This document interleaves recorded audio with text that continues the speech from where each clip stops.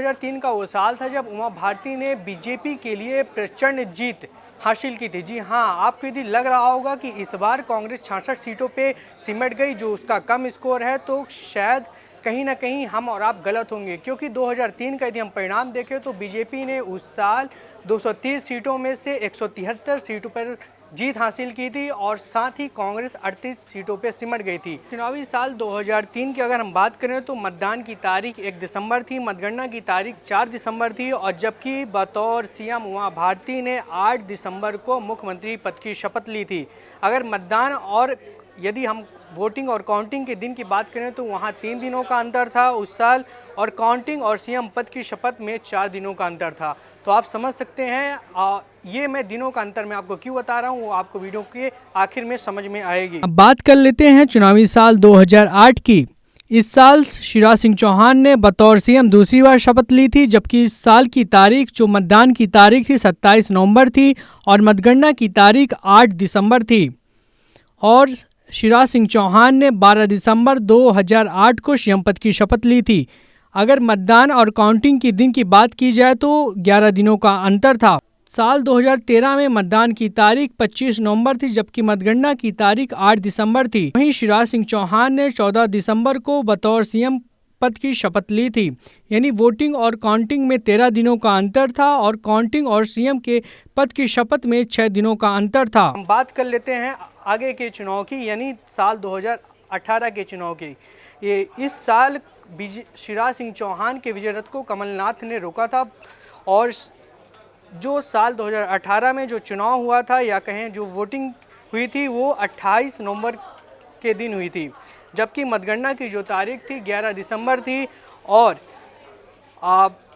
Counting और CM पद की जो शपथ के दिनों का अंतर था लगभग 6 दिनों का अंतर था और इस साल वोटिंग और काउंटिंग में सिर्फ 13 दिनों का अंतर था।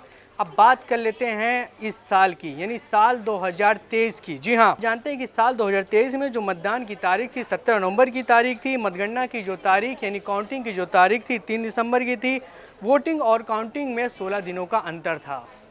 लेकिन काउंटिंग आप जानते हैं कि 3 दिसंबर को हुआ, आज 7 दिसंबर है, यानी काउंटिंग के 4 दिन बाद भी मध्य प्रदेश में किसी ने सीएम पद की शपथ नहीं ली है। तो मैं बीते जो 4 चुनाव को मैं जो आपको मतदान, मतगणना और सीएम पद की जो दिनों का जो अंतर बता रहा था आप समझ गए होंगे।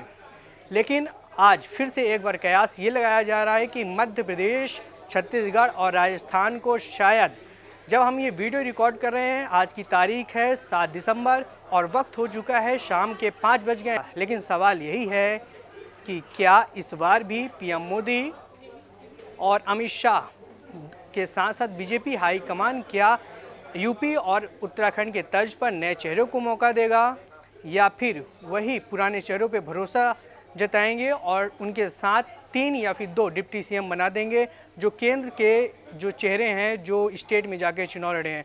पीएम मोदी के साथ बाकायदा सांसदों ने मुलाकात की, आपने संसद सदस्यता से इस्तीफा दे दिया, जिसमें अगर हम मध्य प्रदेश की बात करें तो मध्य प्रदेश से स्वयं नरेंद्र सिंह तोमर, प्रहलाद पटेल, राकेश सिंह, उनके साथ रीति पाठक ने अपने पद से इस्तीफा दे दिया। तो उसके साथ ही साथ एक हमारे गाडरवारा से जो नवनिर्वाचित विधायक हुए हैं राव उदय प्रताप सिंह, इन सब लोगों ने अपने पद से इस्तीफा दे दिया। इसका सीधा सा मतलब ये है कि ये मध्य प्रदेश के विधानसभा में जाएंगे, वहाँ बतौर विधायक बैठेंगे।